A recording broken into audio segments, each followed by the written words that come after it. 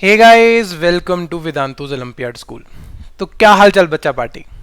मुझे पता है बच्चों, हम काफ़ी देर बाद मिल रहे हैं। Sorry for that. बीच में हमारी जो वीडियोस थी वो बंद हो गई थी ड्यू टू सम रीजंस। पर अब जैसे कि हमारा जो NSCGS का एग्ज़ाम है वो काफ़ी पीछे चला गया है, मतलब in the month of January, right. But still हमारे पास काफ़ी टाइम है और हमारे पास काफ़ी समय भी है। रीज़न बीइंग स्कूल्स नहीं चल रहे हैं, बट हम इस टाइम का काफ़ी फ़ायदा उठाने वाले हैं। तो जी दोस्तों, मैं आपका फिजिक्स टीचर रोहित गर्ग आपके लिए एक सीरीज जो कि हम पहले से स्टार्ट कर रखे, दैट इज अमेजिंग फिजिक्स, उसको कंटिन्यू करते हैं। और अगर जैसे आप देखोगे तो हम लास्ट वीडियो के अंदर फ्रिक्शन को स्टडी कर रहे थे, तो आज की क्लास के अंदर भी हम वहीं से कंटिन्यू करेंगे। फ्रिक्शन के बारे में कुछ अमेजिंग चीजें जानेंगे, ठीक है। जैसे कि हमारी सीरीज है ही amazing facts and amazing physics. ठीक है बच्चों, आज की क्लास के अंदर हम क्या पढ़ने वाले हैं? आज की क्लास के अंदर हम कुछ फैक्टर्स जो फ्रिक्शन को अफेक्ट करेंगे उनके बारे में जानने वाले हैं। और मैं आपको बता रहा हूं, जो भी कंटेंट इन वीडियोस के अंदर बच्चों आपको मिलेगा, आई विल मेक श्योर कि उसके ऊपर NSCGS ने क्वेश्चन जा तो पूछा होगा या फिर काफी प्रोबेबिलिटी होगी कि उसके ऊपर वो क्वेश्चन पूछने वाला है। तो अगर आप इन वीडियोस को रिलीजियसली मतलब पत्थर पे लकीर मान करके देख लोगे तो आपका बहुत बेनिफिट हो जाएगा। डायरेक्टली इनडायरेक्टली टिप्स होंगी, टेक्निक्स होंगी, तो आपको बहुत हेल्प करने वाली हैं। So without wasting any time, let's start. Okay, so what are the factors that are affecting friction?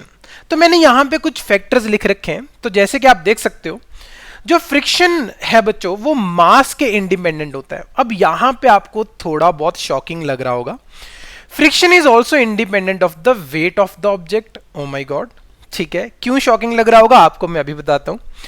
Friction is independent of the area of contact, right. friction depends upon the contact force, yes, and friction depends upon the nature of the surface that are in contact. तो देखिए, मैं फिर से repeat कर देता हूं। What are the factors that are affecting friction? Friction is independent of the mass. अब देखना, यहां पे मैंने अक्सर बच्चों को पूछा है, बच्चे अक्सर मुझसे कहते हैं कि नहीं सर, फ्रिक्शन तो मास के ऊपर डिपेंड करता है। वी विल प्रूव इट, चिंता मत कीजिए। Next is friction is independent of weight. Weight के ऊपर नहीं डिपेंड करता है। मुझे पता है यहां पे भी आपका डाउट आ रहा होगा, कैसा कैसे हो सकता है। Friction is independent of the area, we will prove it. Friction is depends upon the contact force, yes we know that, क्योंकि फ्रिक्शन का फॉर्मूला क्या होता है? Friction is equal to mu into N, आपको ये पता है, right. And friction depends upon the nature of the surfaces that are in contact. कैसे सर्फेसिस कॉन्टैक्ट के अंदर हैं उनके ऊपर फ्रिक्शन बहुत डिपेंड करता है। चलिए, so first is friction is independent of the area of contact. धीरे धीरे करके एक एक चीज को प्रूव करेंगे। और ये जो फर्स्ट पॉइंट है बच्चों, मैं इसके ऊपर कुछ 5 स्टार देना चाहूंगा, ठीक है, क्योंकि this point is very much important. इसको प्रूव करना कि कैसे फ्रिक्शन इंडिपेंडेंट है कॉन्टैक्ट के ऊपर। और आप देखोगे कि इसी चीज के ऊपर NSCGS ने काफी क्वेश्चंस भी पूछे हुए हैं। मान लीजिए हमारे पास एक पेंसिल है, ठीक है। चलिए, पेंसिल का मास मैं यहाँ पे 1 kg ले रहा हूँ। ओ माय गॉड, इतनी हैवी पेंसिल। चलिए मान लेते हैं, मानने में क्या जाता है, ठीक है। अब यार डेफिनेटली आपको मैंने एक थ्योरी सिखा रखी है, WTN, फ्रिक्शन एंड स्प्रिंग, हमारे फैंटास्टिक 5, राइट। तो अगर आपने नहीं ये वीडियोस देखी हैं तो प्लीज आप जाकर के पुरानी वीडियोस को रेफर कर सकते हो। मान लीजिए हमारे पास 1 kg की पेंसिल है, तो डेफिनेटली यहां पे कितना वेट होगा? सबसे पहले क्या कोई वेट लगेगा? Yes of course. कितना वेट लगेगा? नीचे की तरफ towards the centre of earth. कितना? That is going to be 10 newton. What is weight? M into G. What is mass? That is 1 kg. What is G? That is 10 meter per second square, right? So weight is going to be 10 Newton. चलिए, wait का काम खत्म हुआ। कोई यहाँ पे string है? No sir, कोई स्ट्रिंग नहीं है, तो यहाँ पे कोई भी टेंशन नहीं आएगी। कॉन्टैक्ट, बिल्कुल कॉन्टैक्ट। देखिए यहाँ पे बच्चों कॉन्टैक्ट है, तो ये कॉन्टैक्ट क्या करेगा? इस पेंसिल को ऊपर की तरफ पुश करेगा। तो यहाँ पे देखिए, यहाँ पे ऊपर की तरफ एक आ जाएगी contact force. I am calling it as N1, ठीक है। चलिए, फ्रिक्शन फोर्स वो हमने देखनी है, कोई स्प्रिंग नहीं है, स्प्रिंग फोर्स यहाँ पे नहीं आएगी। सेकेंड ब्लॉक की बात करते हैं। Let's suppose this block is also of mass 1 kg। अब डेफिनेटली वेट लगेगा, ऑफ कोर्स वेट लगेगा। कितना लगेगा? That is 10 newton. यहां पे कॉन्टैक्ट फोर्स लगेगी ऊपर की तरफ, right, and I am calling this contact force as N2। तो अब क्योंकि ये पेंसिल और ये ब्लॉक ऊपर और नीचे नहीं मूव कर रहे हैं, तो कहना ही से कि ये जो कांटेक्ट फोर्स है N1 इसकी वैल्यू कितनी आएगी 10 न्यूटन, और ये जो कांटेक्ट फोर्स है N2 इसकी वैल्यू भी कितनी आएगी 10 न्यूटन। चलिए मैं अज्यूम कर लेता हूं कि हमारी ये जो पेंसिल है, ये वुड की है, ठीक है, and this is also a would, ठीक है। तो इसका मतलब दोनों सरफेसेस जो कांटेक्ट के अंदर आ रहे हैं वो सेम है, मींस यहां पे भी वुड एंड, चलिए इसको हम मेटल रोड कह देते हैं, this is our metal road, पक्की सड़क जो हम कहते हैं, ठीक है। अब wood and metal road in contact, यहां पे भी wood and metal road in contact, तो मैं कह सकता हूं कि यहां पे म्यू का वैल्यू सेम होगा दोनों केस के अंदर। Let's assume that mu s is equal to 0.4 and here also mu s is equal to 0.4। आपको पता है म्यू एस क्या है, mu s is the coefficient of static friction. अब हमारा टारगेट है फ्रिक्शन फोर्स को कैलकुलेट करना। हम यहां पे no doubt limiting value calculate करते हैं। फर्स्ट केस के अंदर what is limiting value of friction force, that is going to be mu s, यानी कि coefficient of static friction into contact force, that is N1. So what is mu s? 0.4. What is contact force? That is 10. So it is coming out to be 4 Newton. In second case also, that is in case of block, F limiting is going to be mu s into N2. Same material था, mu s same रहेगा, that is 0.4. What is N2? N2 is 10 Newton. So what is the value of limiting friction? That is coming out to be 4 Newton. पहले case के अंदर भी limiting friction कितना है 4 Newton, second case के अंदर भी लिमिटिंग फ्रिक्शन कितना है 4 न्यूटन। तो आप देख सकते हो यार, यहां पे पेंसिल के केस में if I call this area as A1, contact area as A1, इस ब्लॉक के केस में if I call this area as A2, you can see, तो विच एरिया इज ग्रेटर, मतलब एरिया ऑफ कॉन्टैक्ट किसके अंदर ज्यादा है, तो डेफिनेटली आपको दिखाई दे रहा है ब्लॉक के अंदर। बट दोनों के अंदर जो फ्रिक्शन फोर्स है, जो limiting value of friction force है, in case 1 as well as in case 2, they both are same. So can I say कि yes, friction force is independent of area of contact. दिमाग के अंदर बिठा लीजिए, क्योंकि ये बहुत ही इंपॉर्टेंट पॉइंट है, ठीक है। आप लोग रियलाइज करोगे आगे आगे जब इसके ऊपर क्वेश्चंस पूछे जाएंगे। चलिए आगे बढ़ते हैं। Next is dependence upon contact force. अब यहीं पे हम सभी पॉइंट्स एक साथ यहां पे प्रूव करेंगे। हमने 2 पॉइंट्स पुरानी स्लाइड के अंदर कंप्लीट कर दिए। फर्स्ट कि it is independent of the area of contact, and second it depends upon the nature of the surfaces that are in contact. Definitely वो जो म्यू है, that is coefficient of static friction और coefficient of kinetic friction, ये दोनों जो frictions हैं वो किसके ऊपर डिपेंड करते हैं कि कैसे सर्फेसेस कॉन्टैक्ट के अंदर है, ठीक है। अब हम देखते हैं कि कैसे जो फ्रिक्शन फोर्स है वो सिर्फ और सिर्फ कांटेक्ट फोर्स के ऊपर डिपेंड करती है, वो मास के ऊपर डिपेंड नहीं करती है और वेट के ऊपर भी डिपेंड नहीं करती है। Let's see, let's suppose for example we have a block and its mass is 2 kg, ठीक है। यहां पे म्यू एस की वैल्यू भी दी हुई है 0.4 एंड म्यू के की वैल्यू दी हुई है 0.3। What is mu S and mu K? Coefficient of static friction and coefficient of kinetic friction. चलिए अब हम यहां पे फ्रिक्शन फोर्स की वैल्यू को कैलकुलेट करते हैं। सबसे पहले यहां पे वेट लगेगा, ऑफ कोर्स कितना लगेगा sir? W is equal to m into g. What is mass? That is 2। What is g? That is 10। So it is coming out to be 20 newton. चलिए परफेक्ट। क्या कोई कांटेक्ट फोर्स है? बिल्कुल है, क्योंकि यहां पे सरफेसेस के अंदर कांटेक्ट है, तो डेफिनेटली ये जो नीचे वाला सरफेस है, देखिए ये जो नीचे वाला सरफेस है ये ब्लॉक को ऊपर की तरफ पुश करेगा, तो यहां पे कांटेक्ट फोर्स आएगी। I am calling it as N. So now what is the value of this contact force? The value of this contact force, okay, call it as N dash, क्योंकि गलती से अगर मैंने N is equal to 20 लिख दिया, कुछ लोग यहाँ पे N से N कैंसिल ना कर दें, तो इस चीज से बच करके, ठीक है, ये गलती हम नहीं करेंगे। ये बड़ी कॉमन मिस्टेक्स है। तुम्हें लगता होगा अरे सर ऐसा थोड़ी होता है। अरे भाई ऐसा होता है, दुनिया की सोच दूर तक जाती है, तुम इमेजिन नहीं कर सकते। ओके, तो N dash is coming out to be how much? It is coming out to be 20 newton. तो ये हमारी बच्चों आ गई contact force. Let's calculate the limiting value. Limiting value of friction is going to be mu s into N dash. What is mu s? 0.4। What is N dash? That is 20। So it is coming out to be 8 newton. Perfect. What is mu k? Mu k is 0.3. Let's calculate the value of kinetic friction. What is that? It is going to be mu k into n dash. What is mu k? That is 0.3. What is n dash? That is 20. So it is coming out to be 6 Newton. So kinetic friction की value 6 आ गई, limiting value की 8 आ गई. अब क्या question यहां पे हमारे दिमाग में आ रहा है? What is the question that is striking in our minds? First thing कि अरे सर, आप तो कह रहे थे कि मास के और वेट के ऊपर नहीं डिपेंड करता है. यहां पे देखिए ना, weight is equal to mg, ठीक, और जो कांटेक्ट फोर्स है वो अल्टीमेटली किसके इक्वल आ रही है? वो वेट के इक्वल आ रही है, राइट? वो किसके इक्वल आई? वो वेट के इक्वल आई. और वेट किसके ऊपर डिपेंड कर रहा है? mg, मास के ऊपर. सो अल्टीमेटली तो आप यहां से तो हम ये प्रूव कर पा रहे हैं कि जो फ्रिक्शन है वो तो वेट और मास के ऊपर डिपेंड करता है, पर आप कह रहे हो कि फ्रिक्शन जो है वो वेट और मास के ऊपर डिपेंड नहीं करता है. ये कुछ गड़बड़ चल रही है, यहां पे कुछ घोटाला है. चलिए इस पॉइंट को बच्चों थोड़ा सा हम और डेप्थ में समझते हैं. तो अक्सर इसी चीज को देखते हुए बच्चे अक्सर आंसर मुझसे या फिर आर्ग्यू भी करते हैं या फिर क्वेश्चंस पूछते हैं कि सर आप गलत पढ़ा रहे हो. ऐसा नहीं है. चलिए इस एग्जांपल के अंदर हम इस चीज को क्लैरिफाई करते हैं. अब देखिए, लेट्स सपोज हमारे पास ये ब्लॉक था, वही 2 kg का ब्लॉक, राइट?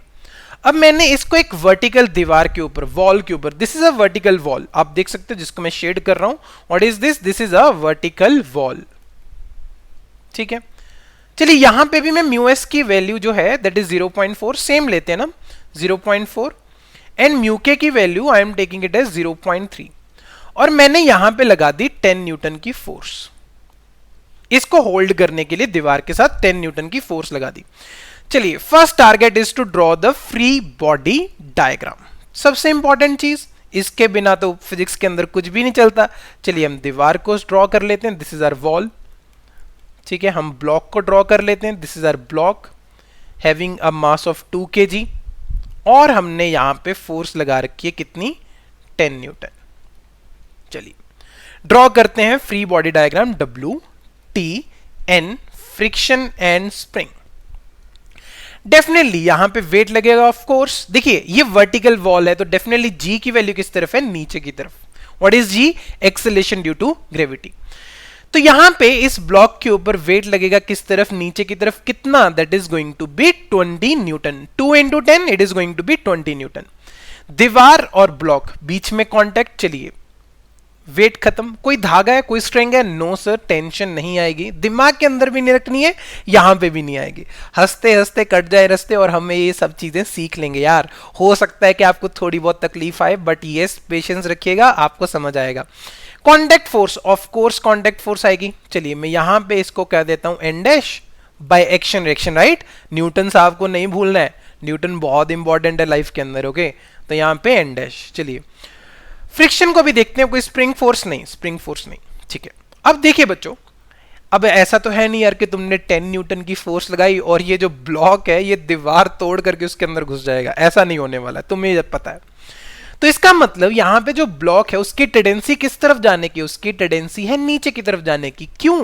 क्योंकि धरती मैया हमें बुला रही है. ये जो 20 न्यूटन की फोर्स है उसके कारण ये नीचे की तरफ जा सकता है, ठीक है. अब इसको रोकने के लिए कौन सी फोर्स आएगी? इसको रोकने के लिए कौन सी फोर्स आएगी? फ्रिक्शन फोर्स आएगी. Getting my point? हाँ, इसको रोकने के लिए कौन सी फोर्स आएगी? Friction force. तो क्योंकि फ्रिक्शन फोर्स का काम ही है यार, फ्रिक्शन फोर्स का काम क्या है? To oppose the relative motion between the two surfaces that are in contact. कौन सी surfaces? These two surfaces. तो अब ये नीचे जाने की टेंडेंसी रखेगा तो बच्चों फ्रिक्शन किस तरफ लगेगी? देखिए फ्रिक्शन लगेगी ऊपर की ओर, right?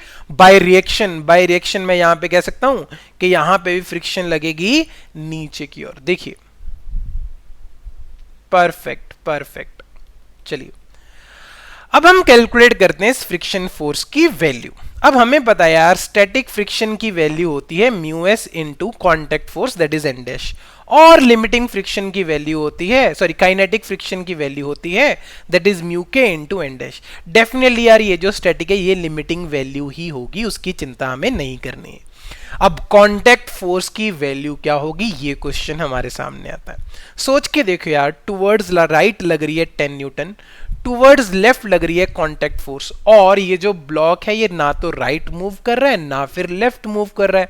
So can I say that yes the value of contact force is going to be equal to how much? It is going to be equal to 10 newton. ठीक है, चलिए वैल्यूज डाल दें. What is mu s? That is 0.4. Same values लिए ना हमने ताकि हमें आइडिया लग जाए कि क्या डिफरेंस आया. What is N dash? That is 10, so it is coming out to be 4 newton. Let's calculate mu के kinetic friction. What is mu k? That is 0.3. What is n dash? That is 10, so it is coming out to be 3 Newton. अब बच्चों same mu S और mu के की values के लिए, same mass of block की values के लिए प्रीवियस स्लाइड के अंदर अगर आप देखोगे तो यहां पे हमारे पास स्टैटिक और लिमिटिंग फ्रिक्शन, देखिए लिमिटिंग आ रही है 8 न्यूटन और काइनेटिक फ्रिक्शन आ रही है 6 न्यूटन. बट सेम वैल्यूज के साथ यहां पे लिमिटिंग वैल्यू आई 4 न्यूटन और काइनेटिक आई 3 न्यूटन. अगर आप दोनों प्रॉब्लम्स में एक चीज कॉमन देखोगे तो मैंने हमेशा friction force coefficient of friction into contact force रखा है. ठीक है, वो कांटेक्ट फोर्स पुरानी स्लाइड के अंदर वेट के इक्वल थी और इस नई स्लाइड के अंदर वो जो हमने अप्लाइड फोर्स, बाहर से फोर्स लगा रखे उस ब्लॉक को होल्ड करने के लिए, उसके इक्वल है. पर दोनों में एक चीज रियलाइज कर रहे हो, दोनों में what is common? Common is the contact force. For example, बड़ी बेसिक सी एग्जांपल है, अगर मैं पूछूं व्हाट इज इंडिया, ठीक है, तो आप क्या बोलोगे? India is a democracy whose de facto head is the prime minister. कभी आप ये तो नहीं कहते कि India is a democracy whose de facto head is the Modi ji और इट इज गांधी जी. हम क्या कहते हैं? इट इज गवर्नड और ruled by whom? By the prime minister. तो इसका मतलब प्राइम मिनिस्टर कोई भी हो सकता है. प्राइम मिनिस्टर कौन हो सकता है? या तो वो गांधी जी भी हो सकते हैं, that could be possible, fingers crossed, या फिर वो मोदी जी भी हो सकते हैं जो कि एट प्रेजेंट है. सिमिलरली जो फ्रिक्शन फोर्स है वो किसके ऊपर डिपेंड कर रही है? वो कांटेक्ट फोर्स के ऊपर डिपेंड कर रही है.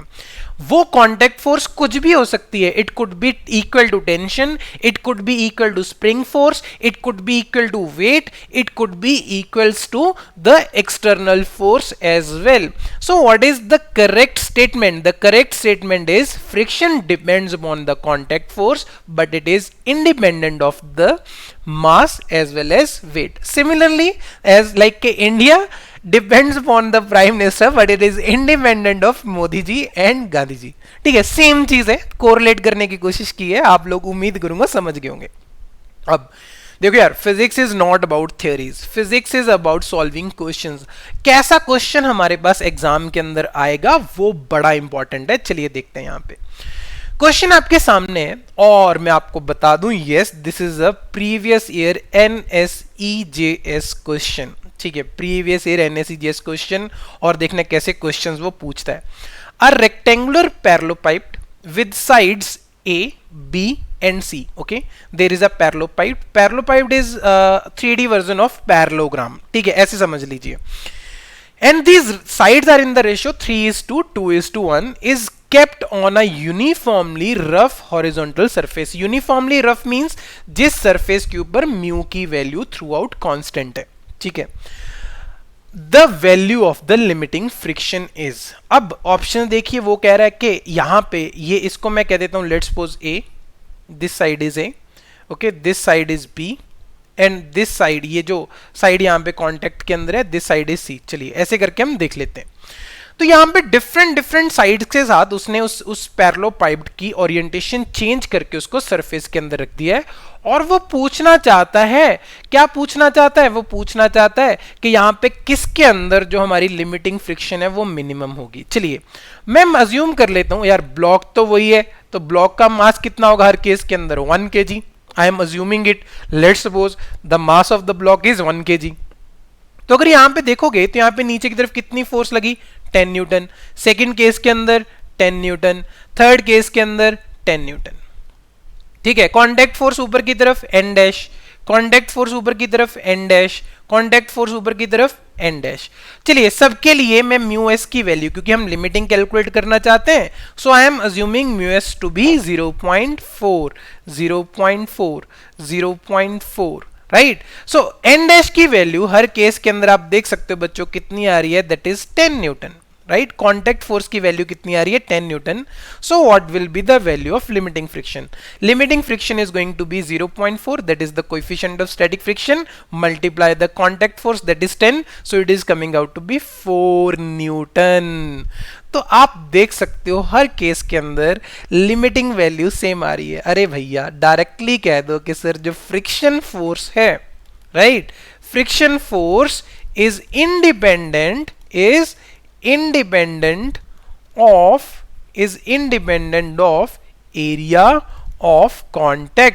of area of contact. So what is the answer? That is D. Same in all the cases. वो जो प्रॉपर्टी हमने पढ़ी है तो उससे डायरेक्टली तुम 1 सेकेंड के अंदर इसको टिक करके बढ़ जाओगे। तो देखिए आंसर इज सी, डी।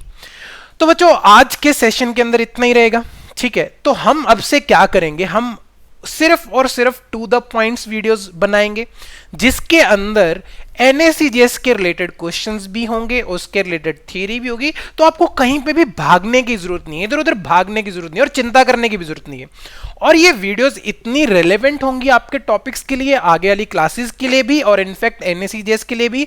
अगर आप रिलीजियसली इन वीडियोस को देख लोगे बच्चा पार्टी, तो मैं गारंटी देता हूं आपका बहुत फायदा होगा। यार देखिए ये तो मैं कमिट नहीं कर सकता कि आपका एग्जाम क्लियर होगा कि नहीं होगा, क्योंकि वो आपकी मेहनत के ऊपर डिपेंड करता है। I am here to guide you guys. पर हाँ, एक चीज की मैं श्योरिटी लेता हूं कि आपका जो मेंटर होगा, आपका जो गाइड होगा, वो आपको धोखा नहीं देगा। आप उस पर आंख बंद करके ट्रस्ट कर सकते हो। तो चलिए बच्चों, अगली बार मिलेंगे और हमारी वीडियोस किस किस दिन प्रीमियर होंगी, Wednesday and Saturday. Please mark my words, Wednesday and Saturday. Bye bye बच्चों, see you, God bless you.